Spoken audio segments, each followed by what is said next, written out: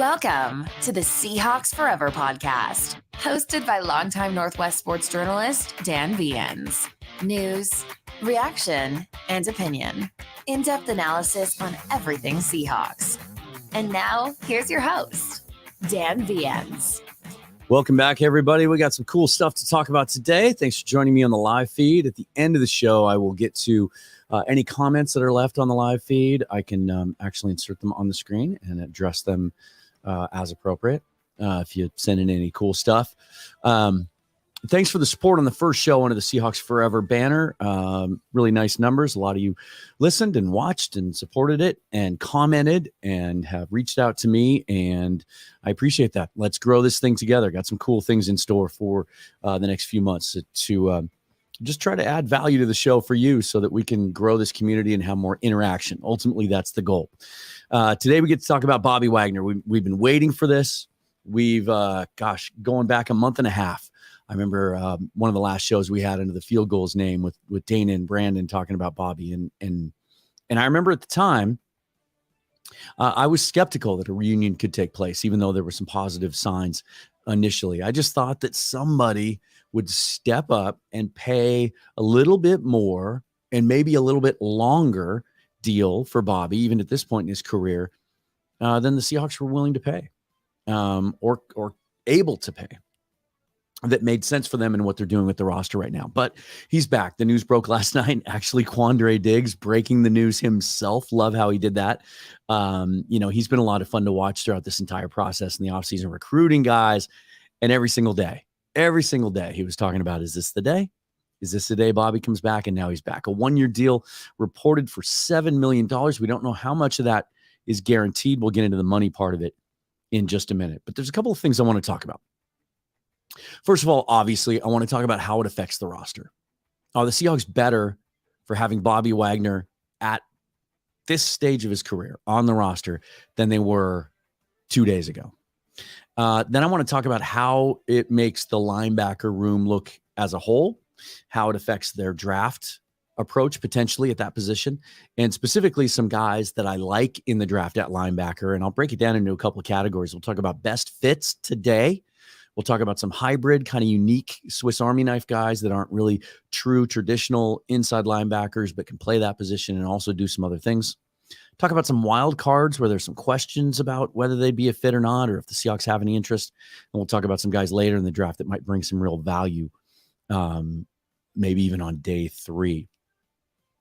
I'll try to answer the question. I'll at least give my thoughts on whether or not the roster as a whole, outside of just the linebacker group, whether the roster as a whole is better today than it was at the end of the season. We'll talk about money. Is the money gone now? What are they going to do? How are they going to be able to add more to this roster? And that will lead into some final thoughts that I'll have on sort of my big picture feelings on roster building. And from conversations I have with some of you on Twitter, I know that our thoughts differ on that. And I think some of the perspective from, I was going to say casual fan, but even the fan that really follows this stuff closely differs a little bit on how I view roster building and how I look at the roster today versus what I think they might do in the draft. And the idea that you're never done, basically. A little spoiler alert there. And then we're going to update what y'all may be thinking, and myself personally, on the Jalen Carter situation, on whether or not, did another poll today, how you feel about whether you would be in favor, not whether you think they will, but whether you would be in favor of the Seahawks drafting him at number 5. Whereas, a couple of months ago, before all the legal stuff came to light and some of the other issues he's had, some of the difficulties he's had in the draft process, was kind of a slam dunk, obvious fit for Seattle at 5, if he even lasted that long. But let's start off with number 54, who will be number 54 again after switching to 45 with the Rams. And this definitely takes care of one thing for me personally. I was, every year I buy myself a Seahawk jersey, at least one. Okay, maybe sometimes more. It's a problem. Last year I went with a personalized one with the number I used to wear and my last name on it. which got me some interesting questions at the stadium the first time I wore it. The guys that have sat behind me for years were asking me who the hell that player was. And then got a Tyler Lockett alternate, and then I got a Ken Walker the third, which was stolen. So I'm down one already, but I never got a Bobby jersey. So that's that decision's been made for me heading into this last year.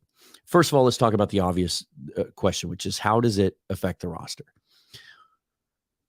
I think we can all agree, as much as we love Bobby, and sometimes our affection for a player creates blinders, right? And we don't see the big picture. And sometimes that works in the opposite direction. Sometimes once you get a negative perception about a player, sometimes it's hard to shake that too, no matter what he does on the field. And I think Cody Barton's the best example of that recently, and we'll talk about that and how that all fits into this too. But the reason the Seahawks decided to move on from Bobby Wagner 2 years ago wasn't just the $20 million cap hit. It was also that his skills have declined. He's not the explosive sideline to sideline player that he used to be. And that's related directly to issues with his knees, knee or knees. He has to go get those injections overseas before each season starts. And he's really had to take care of those, although he proved to be a very durable player last year in Los Angeles. And when you read analysis of people that really follow the Seahawks or cover the Seahawks intently, specifically from an X's and O's standpoint, the Seahawks had to do some things 2 years ago defensively to cover for his lack of range in the coverage game and kind of make up for his shortcomings. But the two things have happened since then. Number one is the Rams used him differently in their scheme. He did get called on from time to time to cover, and he struggled at times there. I know you remember the interception that he had against the Seahawks, but our, friend of the show, Griffin Sturgeon, posted some clips showing him really struggling and how Shane Waldron kind of picked on him and isolated him in coverage a couple of times. But the Rams tried to minimize those snaps and really have Bobby moving forward and attacking the line of scrimmage, doing what he does best, taking on blockers, which he can still do. He's still strong enough at the point of attack. He's still very physical. He can still stack and shed as well as anyone in the league. And also rushing the passer more than the Seahawks had him doing, basically moving north and south more than east and west. And he had an outstanding season, second team All-Pro. And you can argue whether that was justified or not. Bottom line is he still played at a high level. And then the other thing that's happened since he left is the Seahawks have changed what they do defensively schematically. And Bob Condotta, who covers the team for the Seattle Times, actually said that the scheme that we run on defense now is a little bit more similar to what the Rams did last year and how they used Bobby. And so there might be a more natural fit now than there was before. So it wasn't just about the money. They also, at the time, remember, Jordan Brooks was playing weak side linebacker. They wanted to move him to Sam, basically, into Bobby's spot. And they just felt like it was the right time for that transition.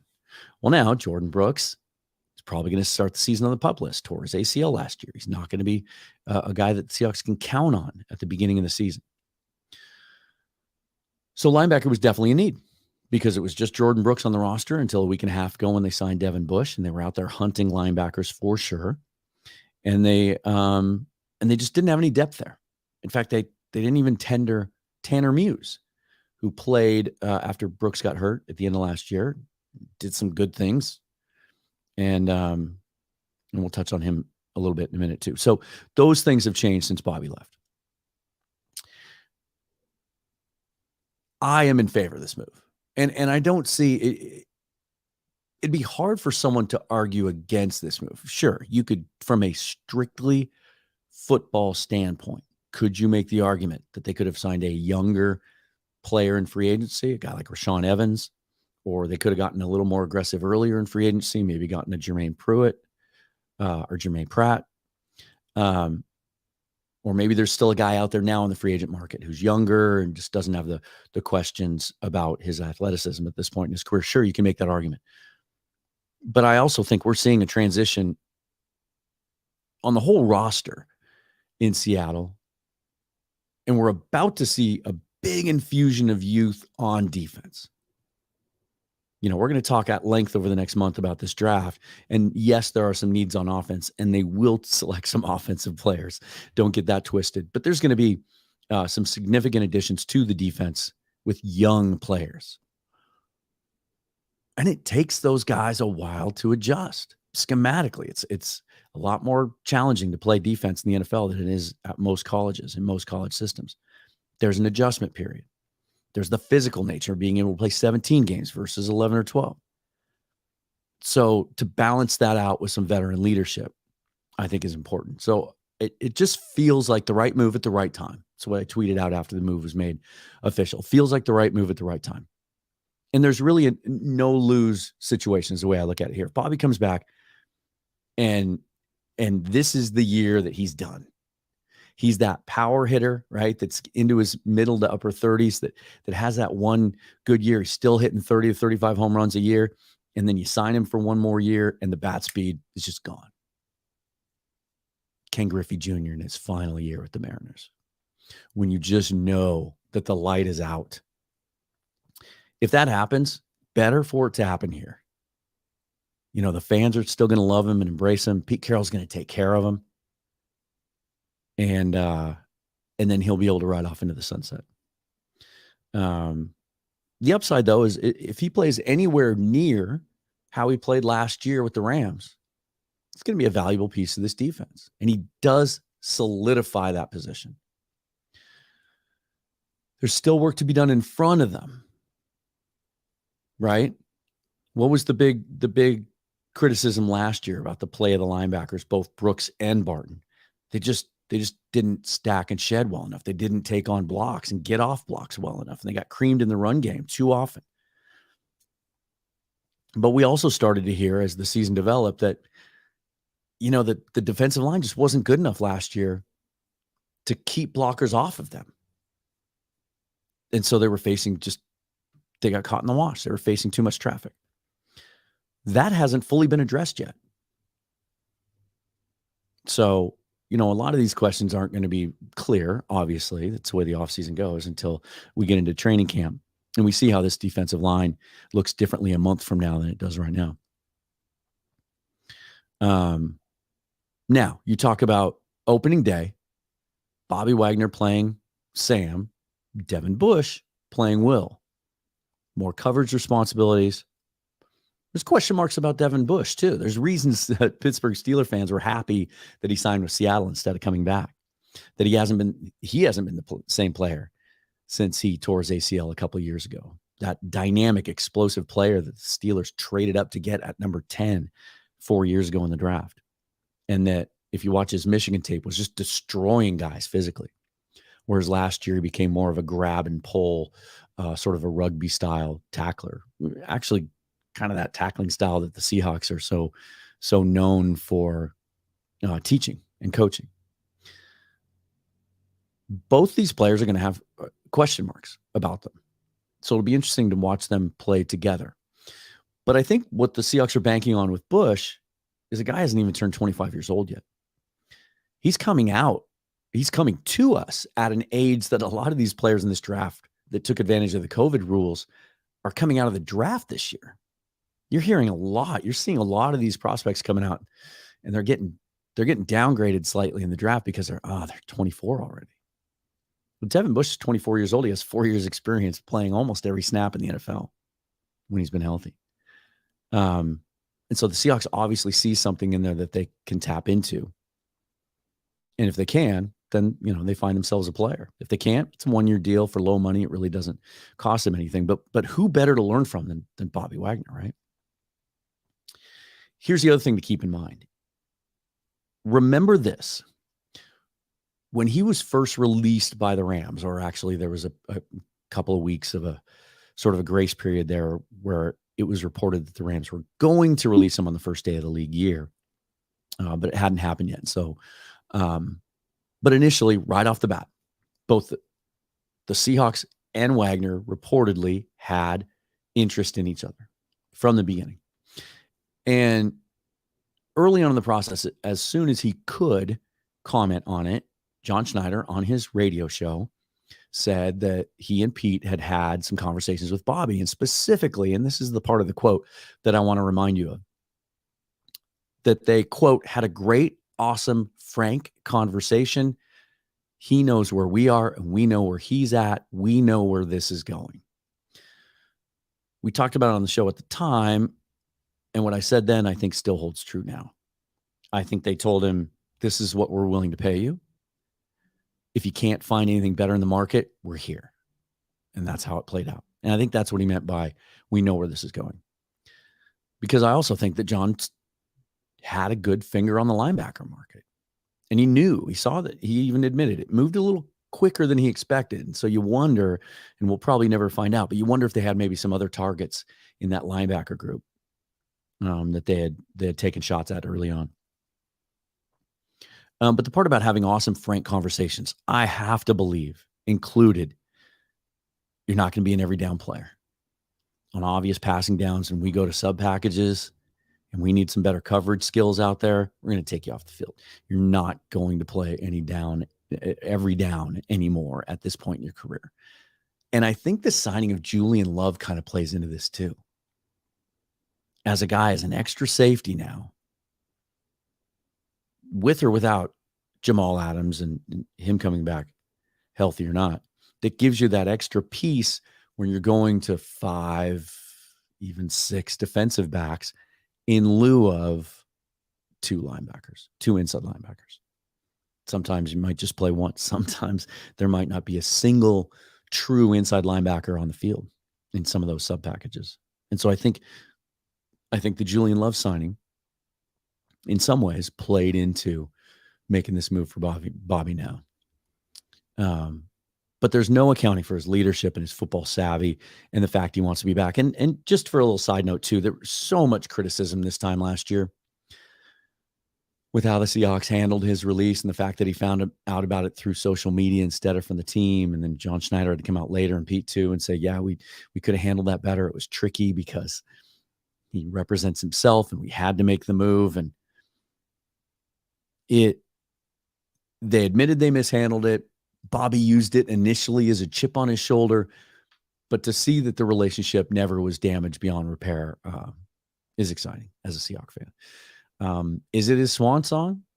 The fact that it is a 1-year deal, is that him acknowledging that maybe it's just at this point in his career, he's going to go year to year, but it is, the opportunity is built in there that if he wants to play beyond this year and that opportunity exists, then he may consider it. But maybe he's already decided that this is it. Because I don't see Bobby leaving for another team again.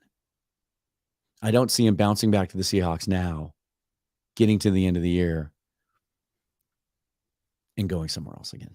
Because if he plays well and has a good year and still wants to keep playing, then maybe the Seahawks should see value in bringing him back yet again. Because remember this, there's still the question of Jordan Brooks' 5th-year option as well. Seahawks have to make that decision by May 2nd of this year, when he's still not fully recovered from ACL. Now, traditionally, the Seahawks haven't exercised many 5th-year options. In fact, the first time they ever did was on Noah Fant, who they had acquired from another team, didn't even draft him themselves. He's playing on his 5th-year option this year. So they're going to have to make that decision on Jordan Brooks by May 2nd. I suspect that they won't exercise it. They'll see how the year plays out. And then if he plays really well and he comes back healthy, try to extend him if that's something they're interested in. So it'll be an interesting pairing to watch at the beginning of the season. Devin Bush, kind of the upside play, the younger player, and Bobby to see what he has left in the tank. I do feel better about the linebacker group than we did 3 weeks ago when there were none. When the linebackers you had on your roster were John Radigan and Nick Bellore. That was worrisome, especially as you started to see some of those free agent linebackers fly off the board. But he's back, and it's a feel-good moment, and it kind of puts a bow on what has been the Seahawks' most aggressive free agency period in 10 years, right? Brock Heward tweeted out yesterday, Seahawks had their best draft in 10 years last year.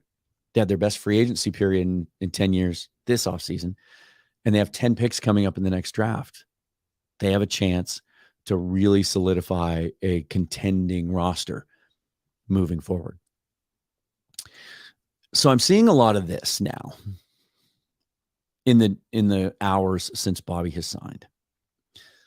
I continue to tweet about draft, guys that I like, guys that would fit, and I get some pushback from fans saying we're good at linebacker now. We're set. We got Bobby, Devin, and Jordan Brooks.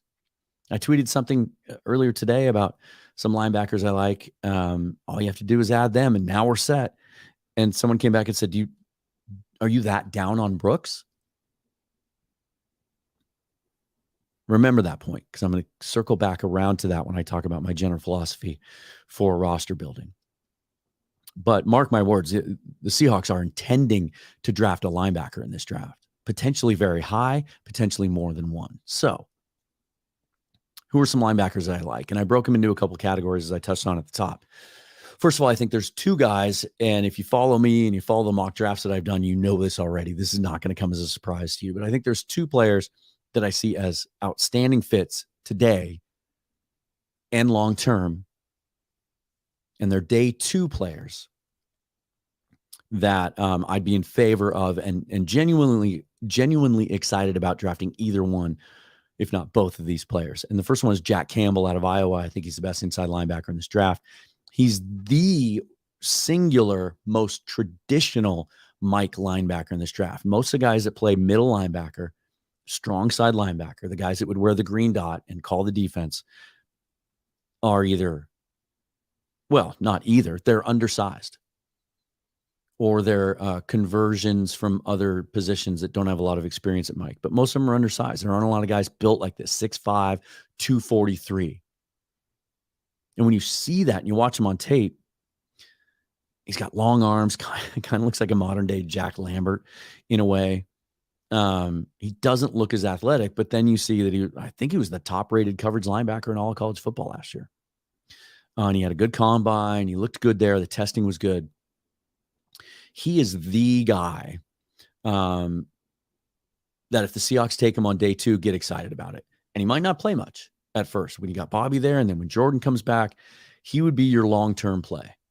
Can he play weak side? I don't know. I would have to talk to somebody who's done a little more in-depth scouting into his game to see if he's ever had snaps at weak side, or if he thinks that his skills could translate to that. But a guy that would be more of a long-term play, or could play as a rookie, certainly because he has a lot of experience, played a lot of football at Iowa. If Brooks is slow in getting back and Bobby gets hurt, or Bobby's not as effective as we want him to be. The other one that that I love is Dan Henley out of WSU, not just because I'm a Coug, but he's a damn good player. He showed that at the Senior Bowl, looked great at the Combine, 6'2", 232. Now he's a weak side linebacker. He can play. I think he can play, Mike. But again, little undersized for that. But he's a guy that, played wide receiver on offense earlier in his career, really understands coverages, and that's where he stood out at the Senior Bowl. His ability, first of all, after transferring from Nevada to WSU, where he stood out, is his nose for the football, his ability to make plays, forcing turnovers, recovering fumbles, interceptions, able to rush the passer a little bit too, but getting sideline to sideline. And then his ability to cover in this modern NFL and the way the Seahawks are going to play with their linebackers. I think he is an immediate day one fit that could be used early in his rookie season in certain packages. So those are the two guys I think are the best fits that would be the most exciting to see them select during the draft. Then there's a couple other guys that I consider hybrids, where I'm not sure of their fit, but they can be used in a bunch of different ways, sort of Swiss Army knife guys. And that's Trenton Simpson out of Clemson, Drew Sanders from Arkansas, and DeMarvion Overshown from Texas. All tall, rangy. Simpson's the shortest of the bunch at 6'3", 230. Drew Sanders, 6'5", 232. DeMarvion Overshown's more of that Drew Sanders size. Sanders used to play edge and more of a stand-up defensive end, and then they moved him to off-ball linebacker. He's played some off-ball and on-ball. He's played inside linebacker, but he just doesn't look, I was having this conversation today, just doesn't really look like a traditional inside linebacker. And the part of his game that does concern scouts the most is his ability to take on blocks and stack and shed. In fact, I think that he was the second best inside linebacker at that aspect at Arkansas. And one of my late round draft crushes, Bumper Pool, who you can include in the last group I'm about to talk about here a little bit. But Overshone's another guy, former safety, good coverage skills, still developing as a linebacker, but he can cover guys and he can rush off the edge. And Simpson's kind of that way too. And the problem with some of these guys is, and we saw that with, who's the kid that Arizona took a couple years ago, Isaiah Simmons, was that it? Where, you get all excited about all the things he can do, but is it jack of all trades, master of none? Can he do a little bit of everything, but he doesn't do the one thing great? And Trenton Simpson, I think, kind of fits into that mold too. Great athlete. You can envision doing a lot of things and using him in a lot of ways and moving him around, but does he do any one thing well enough to make him an every down player? So questions about those guys and their fit. And in the case of Simpson and Sanders, there's sometimes where you see them being mocked in the first round. So those guys might be guys that, unless the Seahawks are absolutely in love with them, might be out of their range. There's a couple that I fit into a category I call wild cards, where I'm just not sure. One is Henry To'oTo'o out of Alabama. And with him, it's just, I don't know. Early on in the draft process, he was a guy that was ranked at the top of the linebacker lists, going in the second round in most mock drafts. Sometimes the first true inside linebacker off the board. But again, undersized, 6'2", 228, covers well, plays the run well, but I don't know that he's dynamic enough in any one area really, again, to stand out. The other guy for me is Noah Sewell. Talk about a guy who at the beginning of the draft process was going really high in a lot of drafts. A lot of that might have been name recognition. But 6'3", 250 is a big physical dude, and he absolutely can come up and stack and shed and get off blocks. He's rushed the passer a little bit. That size is his game. He can be physical and he can play inside, right? He can play in that mosh pit. Questions about Noah Sewell are athleticism and agility and explosiveness. Maybe a guy that can be had later in the draft that maybe is not a 3-down player, but you can get some value with later. And in that sense, I almost put him in this next category, which are guys that are going to go later in the draft for one reason or another, but could get you some good value and be, nice players long-term. Most of these guys are undersized. Dorian Williams out of Tulane, outstanding coverage linebacker, hasn't been asked to come up and take on blockers a lot. Owen Papo out of Auburn, who blew up the combine because he was just so fast and twitchy and explosive. D. Winters of TCU. Martu Mapu from Sacramento State, really intriguing player at 6'3", but just 210. Was the best coverage linebacker at the Senior Bowl and was called up to the Senior Bowl because of an injury. Had been playing at the, I think he was at the NFLPA Bowl, and they called him up to join the Senior Bowl and really made an impression there. And Mohamed Diabate out of Utah, a guy that played stand-up defensive end earlier in his career and then was moved to off-ball linebacker. Tall, rangy, outstanding speed, sideline to sideline, still learning the position though, which is why he's probably a day 3 pick. So there's some names to keep to keep in mind as you look forward to the draft, and you should. And to clarify my earlier point, that's what I wanted to get to, because I get a lot of this. We don't need to draft a linebacker now. Yeah, we do. If you weren't listening before, Bobby's on a 1-year deal. Devin Bush is on a 1-year deal. John Radigan's not good enough. Nick Ballor's not a linebacker. And Jordan Brooks, they have to make a decision on his 5th-year option. I think they're going to decline it. So you're looking at 2024 having 0 linebackers on the roster. You absolutely have to draft a linebacker in this draft. And I would argue 2. I'd like to see him take a guy that's a traditional that can play Mike. Jack Campbell, obviously, is my favorite. And then most of these other guys I mentioned are guys that are more suited to playing that weak side spot. And you can never have too many of those guys. Even if there's not snaps for them to play on defense early in their career, they are outstanding to have on special teams. They're built that way. That's how they can make an impact. And I do think the Seahawks may still have some interest in bringing back Tanner Muse. The reason you let him test free agency instead of signing him to a restricted free agent tender is you can then sign him to a split contract where there's no guarantees. You can move him on and off the roster a little easier, from what is the way I understand that. So I think there's still some appeal in potentially bringing him back as well. And that could be one. I think where free agency is kind of ground to a halt now is I think now for the most part, teams are going to wait until after the draft and see how they set up. There's pretty big names out there that haven't signed yet, guys like Frank Clark. And maybe that's because teams are just going to wait. And they want to see how they do in the draft and what holes they have after that. And then these guys can fit in. And then they can make better decisions. They may be willing to wait too, because they want to look and see after the draft what a roster looks like. Well, I might want to go to this team for a little less money because I see more snaps. So that's why I think we're out with the linebackers. I think we're still absolutely prioritizing that in the draft. Seriously prioritizing it. If they love Trenton Simpson or Drew Sanders and they're sitting there at 20, or they trade down from 20 and he's a guy at the top of their board at the time, they're not going to not take him because, well, we've got Devin Bush and Bobby Wagner's back, so we're good. And that really ties into my point about overall roster building. I hate this mindset that so many people seem to have that we're ever set at any one position. I think the best example of that right now on the Seahawks roster is quarterback. You can never just assume you're set. Well, I say never. I guess if you have Tom Brady and he's 29 years old in the prime of his career, you're pretty set as long as you have a solid backup. But just because they brought back Geno Smith on a team-friendly deal, and most of us think that he has more Pro Bowl type performances in him, and they brought back Drew Lock, so you have that continuity and that familiarity as a backup and a guy with some upside, potentially an ascending player. That to successfully build a long-term, healthy, contending roster, and I think the best example of this right now in the NFL might be the San Francisco 49ers, where you look at them next year, the year after, they've done such a nice job of layering their roster, and that's the word I like to use, is layering their roster. So they're continually adding talent at every position group over time.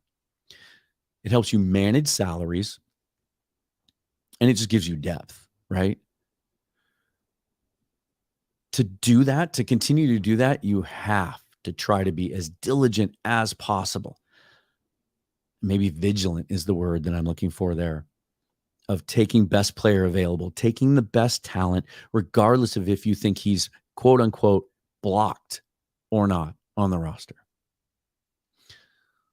So we'll have this conversation again after draft day if some guys that fit this category are taken, because there are some positions that if the Seahawks address them early in this draft, some fans are going to cry out, what a waste of a draft pick. He's not going to play. Okay.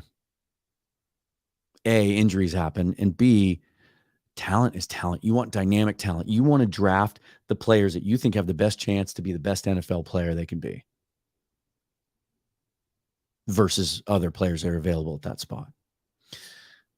And so if you think they're set at linebacker now and they take Drew Sanders at 20, don't let it upset you. A, they'll find a way to use him, and B, that position just won't be in as much of a crunch over the next couple of years as they are today. Because today, at least at the linebacker situation, it's 2023 or bust. There's absolutely zero long-term security at the linebacker position on the Seahawks roster right now, and that's a concern. So I want to talk about the roster as a whole now, because I do think free agency is basically wrapped up, and the reason is the money's gone for the most part. Friend of the show, Dana O'Gorman, loves to say the salary cap isn't real. It's real. Ask the LA Rams how real it is. But it can be manipulated. The thing is that we know about the Seahawks MO and the way that they like to approach structuring contracts is they don't like to kick that can too far down the road. They don't like to play those games as much as possible. They like to avoid them as much as they can so that every year they're in a position to add players at positions of need. But before Bobby signed, Bob Condotta tweeted out the Seahawks had $8.9 million left in salary cap space. That does not include what they need for the draft. And based on how many picks they have and where those picks are located, that's about $10 million. So that already puts them at a deficit.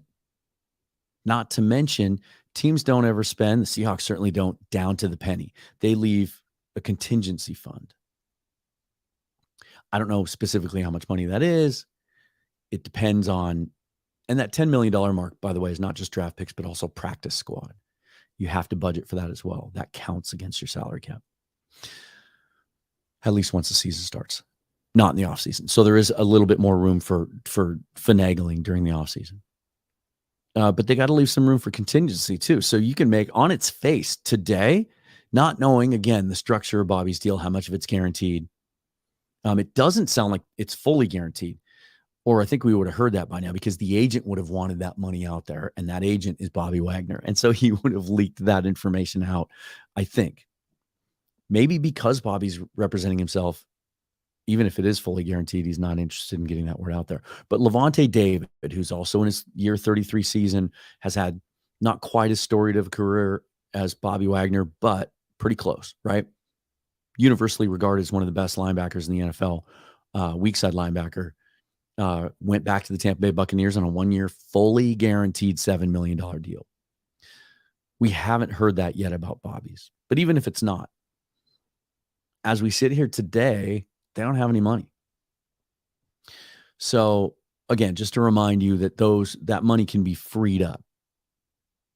Right. And some of the easiest ways is they could restructure Quandre Diggs' deal. And it could be as simple as converting some of his $13.5 million base salary next year to bonus. They could also tack a year on, give him a little bit of an extension and finagle it that way a little bit. There's been a lot of talk about Jamal Adams being a post June 1 cut. I talked about it on the last show. Would save them, I think it was $8.5 million after the dead cap is accounted for. But they could also restructure Adams. There's a pathway here where if the player and team agree that his situation is unique, and that is he suffered 2 major injuries in 2 years, they're not sure when he's going to get back or how much he's going to be able to contribute this coming season. They could just redo his deal and lower his cap hit in 2023 significantly. They could do it that way as well. And then there's the Uchenna Nwosu contract, which could be his cap hit for this year could be significantly lowered. He's in the last year of that 2-year deal he signed as a free agent last offseason. If the Seahawks were to extend him, they could lower this year's cap hit. And then there's been some talk of Noah Fant in the last year of his deal. If they want to sign him to an extension, they could do that as well, and sign his number that he's playing under this year, which is that 5th-year option extension number for tight ends. So there are some things they can do. And what this does tell me is the Seahawks obviously are confident that they can and will be able to do that. They must, or if all the players I just mentioned said, nope, don't want to touch my deal, the Seahawks have no money to sign their draft picks. So they must feel like something's about to get done. Typically, though, it might take a while. They usually announce extensions right before training camp starts, or even during training camp in some examples. So I do think it kind of rules out any more free agents, at least any more big names. You can add veteran minimum guys because this time of year, I think the way it works is they only count the top 51 salaries. And so if you sign a guy at the veteran minimum, he doesn't jump into that top 51. You can add, I think, as many of those guys as you want until a certain date later this offseason when you have to balance your books. And I think that's right before the season starts when you set your 53. I could be wrong on some of the slight details of that, but there is some wiggle room here. But they're essentially done. And so then the big question is, are they better? And I think that's a 2-pronged question. One is, are they better since the end of last season? And are they better since the offseason began? Free agency began. And as optimistic of a person as I am, I don't know that the answer is yes right now. Let's look on offense first. They signed Evan Brown to a 1-year deal from the Detroit Lions. He grades out better as a center. Schneider says he is a center. He can play guard, but he's absolutely a center. So Evan Brown for Austin Blythe. To me, that's a significant upgrade. That's good. That's a check mark in the positive category. Essentially, Phil Haynes now is the full-time starter at right guard. They paid him starter money to bring him back on a one-year deal, although we all think that they're going to be looking hard at interior offensive line in the draft as well. And he split time with Gabe Jackson last year. Gabe Jackson really struggled. We know that he's been released. And so Phil Haynes for Gabe Jackson full-time, I think, is a slight upgrade because he did perform better than Jackson last year. But then they're minus. They've lost 3 players to free agency that they haven't replaced, and that's Marquise Goodwin, who was their clear-cut number 3 receiver last year, and then Travis Homer and Rashad Penny out of that running back room. So Evan Brown's a significant upgrade, but overall, on offense, there's some holes to fill. I don't know that you can say they're better today than they were when the season ended. Let's call that a wash on offense, actually. Because I do think if the season started today, they've got some receivers that could fill that hole. Obviously, they're going to add running backs to that room. But I do think the Brown upgrade over Blythe is that significant. I also think Jay Curran could push Gabe Jackson for some playing time at right guard. And then on defense, it gets really tricky. We love the Draymond Jones signing, that big splash, first day of free agency, something the Seahawks don't usually do. Essentially, he replaces Shelby Harris. And then they bring back Jerron Reed. He essentially replaces Quentin Jefferson. Those guys are basically your 3-4 defensive ends. But they lose Poona Ford and Al Woods. They have no nose tackle right now. Brian Monet is on the injured list. There's questions about whether he'll be able to play at all in 2023. Is it Miles Adams? Am I getting that name right? Man, sometimes I just blank. I have notes, but I don't note everything. He's not a nose tackle. He's a player that I like, but he's more of a rotational player, and he's not a nose tackle. The Seahawks don't have a nose tackle today. So even if you think Draymond Jones is a significant upgrade over Shelby Harris, which I think he is, they've added a dynamic player. And for that and that alone, I consider that a huge plus in this free agency period. I think he's the type of player up front that they needed to find in the draft or free agency, and they were able to get it early. And that gives them a leg up on that. If you put Draymond Jones on last year's Seahawks defensive line, I think that defense is significantly better. But Jarran Reed for Quentin Jefferson, I don't know. Jefferson had 4.5 sacks last year, played well. And Jarran Reed did not play well in Green Bay last year. Again, Griffin Sturgeon, right after the signing, posted a lot of clips, unflattering clips to say the least, of Jarran Reed just getting smoked in the running game. But maybe it's a better scheme fit. He's happier to be here. The Seahawks know how to get the most out of him. We'll see. Let's call that a wash, and the Jones move for Harris a clear upgrade. There's no nose tackle. You're going into the draft now. You have no more money to spend. You're going into the draft now having to nail one of these nose tackle draft picks. And it's a good class, but it's not a super deep class. And just like I did with the linebackers today, we'll talk about nose tackles later in the week. So that's a problem. And then you need depth. There's no rotational players. It's basically Draymond Jones, Harris, Adams. That's it. And then linebackers we talked about extensively today. Bobby and Devin Bush. Lots of upside there. And with Bobby, obviously, the great resume, but question marks too. And some of you might answer, well, Jordan Brooks and Cody Barton were all full of question marks last year too. Yeah, maybe, but we'll see. Had this debate with someone earlier today. Again, I talked about blinders earlier and negative perception.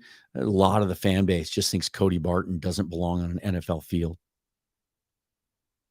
But yet a lot of people that cover the game, understand the game, coach the game, think that he has a lot of upside, is an ascending player, still young. Got better as the year went along. Got a guaranteed deal to go to Washington. Let's see. This is what I told this person this morning. What if I told you that Cody Barton's better than Devin Bush, or is going to have a better 2023 than Devin Bush? We'll see. Let's see how that works out. Can Devin Bush cover Rondale Moore 40 yards down the field on a pass route, step for step, with that 4.4 speed? Nope. Can Bobby at this point in his career? Nope. Cody Barton can, and he did. So we'll see. We'll see how that plays out. And then again, I would like to see Tanner Muse come back. I think he's a physical player that just loves throwing his body around, takes on blocks, and he's a former safety. So he's got some really nice instinctive, natural coverage skills. Would love to see him come back after the draft. If they drafted one of these guys that I named today and brought back Tanner Muse, I'd feel a hell of a lot better about that linebacker group. I would indeed. So yeah, the roster is better than it was a month ago. I can't sit here and say that it's better than it was at the end of last season. If you went into a game today with no nose tackle and those two guys up front, there's just not enough depth up front. It's an incomplete answer at this point. Just don't know. Love the Julian Love signing. Love that signing. Really hope it allows Kobe Bryant to move back to the outside. It just adds a player there. I do believe, as good as this cornerback class is in this draft, if you want to focus on other areas, if you get out of this draft without taking a cornerback, I'm okay with that because of the Love signing and what it allows as far as Kobe being able to go back and forth, compete on the left side.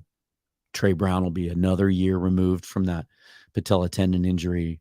I do like that cornerback group enough that if they ignore that position in the draft, I'm not going to panic about it. I ran a new poll because I wanted to see things. We've talked a lot about Jalen Carter on this show, and I got pretty emotional about it about a month ago. And just to recap, I wasn't slamming the kid. I was simply saying that based on how the Seahawks have emphasized love of football, passion for the game, leadership skills, work ethic, and character over the last 5 years, that they aren't likely to invest a top 5 pick in Jalen Carter. But I did leave the door open because there was a lot of time left. Since that particular show, he has adjudicated his legal issues, pleaded no contest, he's got probation, no further charges.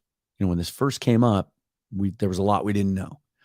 And then things became clear. And as it turns out, for Jalen and for teams looking at Jalen anyway, obviously with all due respect to the people that were affected by the accident and the 2 victims and their families, for Jalen, really best case scenario, as well as that could have turned out. And then he had the bad workout. Now it's been really, really quiet. Very quiet. And if the Seahawks are thinking about taking Jalen Carter, if he's still on their board at all, or has a chance to get back on their board, this is probably exactly the way they want it. And if they're still looking at Jalen Carter, I would expect it to remain quiet. I would expect him not to be one of their top 30 visits because of optics. Maybe they just want to keep that quiet. Remember, you can have as many Zoom calls with the players you want.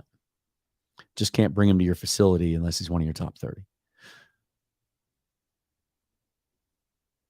But I wanted to gauge your temperature. Did a poll a few weeks ago and asked, would you support the Seahawks taking Jalen Carter at number 5? And basically broke it down into yes, no, undecided. And a month ago, it was 62% no. And then the rest of it split evenly, 19% each for yes or undecided. The poll today, with about the same number of people answering, no has dropped from 62% to 39%. Yes has gone up slightly from 19 to 24%, and the undecided now has gone from 19% to 37%. I think, right? What's the old cliche? Time heals all wounds, right? Time can change perception too, and time gives a guy a chance. If Jalen Carter, well, let me put it this way. Jalen Carter does still have a chance to change perception. There's a month. Is it a month exactly? Today's the 26th. The draft is 27th. We're 1 month away from the draft. Jalen Carter still has time. And if the Seahawks are hoping that he's a guy that can prove himself and be worthy of the pick, they still have time to do more due diligence on him. Because I will say this, as much as adamant as I was that I thought he would be off their board based on the information we had at the time, I think they want him to be the guy. The best thing the Seahawks could have happen to them in this draft, with the way it's shaping up and what it looks like it's going to happen from picks 1 through 4, the fact that Will Anderson Jr. probably isn't going to be available to them. And based on what I just outlined about the roster, no interior player, Jalen Carter at his best would be the perfect pick for the Seahawks at 5. You plug him in as a rookie. He plays nose. He can also play stand-up if you get one of those other nose guys later. He changes the entire draft. Everything after that falls into place so much easier. I've done a million mocks, and it illustrates that way every single time. So I find it interesting that you also are softening your stance on him, and that in the couple of weeks since the workout, as quiet as it's been, y'all haven't jumped from no to yes, but some of you are more open-minded now. And honestly, personally, that's where I'd put myself too. I think I've moved from no to undecided, and I still want to see. If reports start coming out, and man, I'm telling you, if this guy has a good agent or a good publicist, you're going to see Instagram videos, right? You're going to see him working out. You're going to see him sweating, knocking, tackling dummies around. You're going to start hearing things about how, hey, he's had some good meetings with teams. And maybe that's already started, because I just heard something the other day about how maybe that bad pro day workout he had wasn't as bad as reported, because the coach that was running those drills, and I can't remember what organization he was from now, is notoriously a hard ass, and was being extra hard on Jalen Carter, and was putting him through positional drills for linebackers and other positions where he's not going to thrive. Essentially being unfair in the way that he ran Carter's pro day. And so maybe that's just solid reporting, or maybe that's a leak with an intention, right? So if you start seeing some of that stuff come out over the next couple of weeks, then maybe you can start to get a little bit more excited if you're a fan of the Seahawks potentially taking Carter at 5. All right, before we wrap this up, let me see what kind of live comments we have here on the live stream and see if there's anything worth responding to.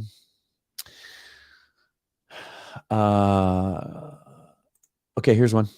I wonder if Diggs adjusted his contract to make room for Bobby. So Diggs has been the most outspoken guy when it comes to this. Almost every day on Twitter doing a countdown. Like, hey, still waiting, still over here. Or he would jump into replies anytime someone would mention Bobby.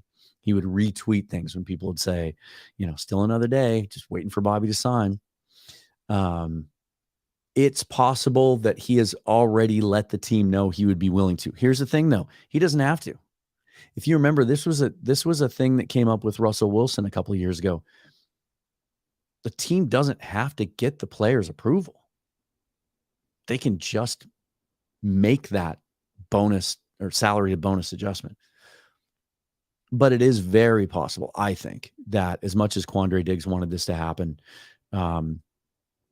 because look, Diggs probably recognizes this is his last big contract, and he wants to play on a contender. He wants to go to a Super Bowl, and he was out there being the point man in a lot of social media recruitment of some of these big names. And yeah, I think it's absolutely possible that he's let the team know that he'd be willing to do this. The problem is, from the team standpoint, is it does kick the can down the road a little bit. If you do that conversion, you then have to add that bonus money onto the prorated amount moving forward. And so it increases the dead money cap hit next year and the year after. But yeah, I do think that's possible. He then follows that up with, will the Seahawks even draft a linebacker now? I think I covered that. Some of these comments came in early in the show. Someone said Drew Tranquil would have been a better choice in hindsight. I liked Tranquil. I think I like his coverage abilities. I can't remember now what he signed for, but I think it was less than Cody Barton signed for. I think it was $2.5 or $3.5 million. I would have liked that move, and I might have liked it better than Devin Bush, just given some of the questions in Bush's ability. Although it's kind of an interesting parallel, because the reason Drew Tranquil fell so far in the draft was because he had multiple ACL injuries of his own at Notre Dame. And I think there are some questions about his ability to outside of coverage.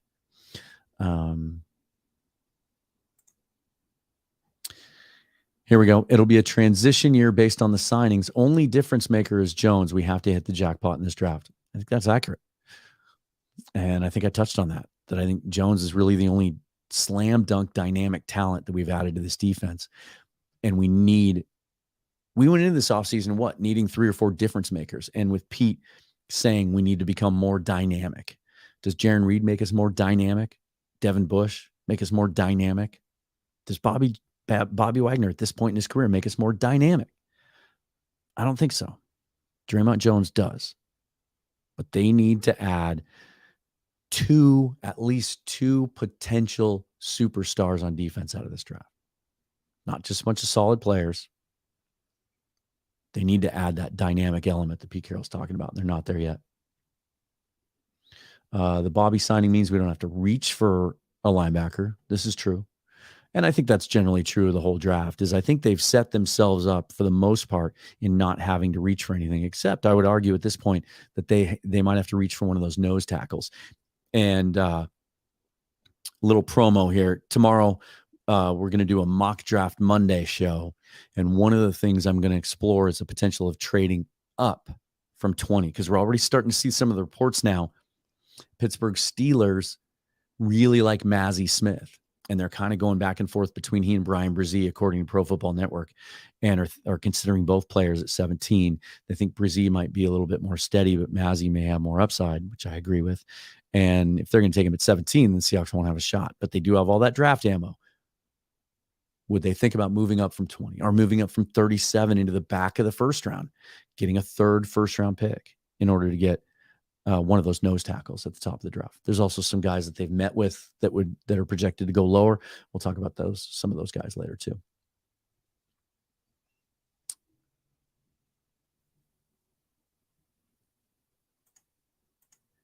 All right, and here's one last one. We could really use the quote-unquote on-field Jalen Carter. And again, I do think he would be the ideal pick for the Seahawks in this draft. We're going to talk draft tomorrow. Mock draft Monday. Join me then. Do this. If you're watching this live stream on YouTube, subscribe to the channel. Really going to try to build that and add some cool features to it. And if you're listening to the audio version of this on Spotify or Apple or Stitcher or whatever app that you use, subscribe. That way you get notification of new episodes. But on YouTube, you will get notifications whenever I live stream. We're going to start adding some guests to the fold here, moving towards the draft, and get some other outside analysis on here for you. Until then, follow me on Twitter at Seahawks Forever. Thanks again for the support of the show. Join me again tomorrow. We're going to talk mock draft as we are now, as I said, 1 month away from the draft. Can't wait. Welcome back, Bobby Wagner. It's a good time to be a Seahawk. This is fun, isn't it? Talk to you soon.